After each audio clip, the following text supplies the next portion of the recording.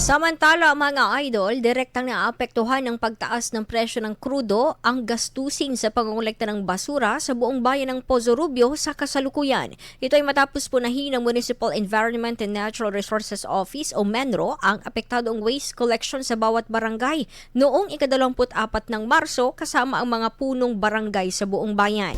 Tumataas umano ang gasto sa pagbiyahe ng mga garbage truck, gayon din ang presyo ng serbisyo ng private sanitary landfill upang tugunan ang lumalaking operational cost. Dahil dito, magpapatupad ang mga barangay ng clustering sa collection routes at magkakaroon ng sariling sistema ng pangungulekta ng basura. Paiigtingin din ang pagpapatupad ng mga waste reduction at diversion strategies upang mabawasan ang dami ng basurang dinadala sa landfill. Sa klaw ng sistemang ito, ang bawat kabahayan, establishmento at mga tanggapan sa Pozorrubio upang direktang matugunan ang nasabing usapin.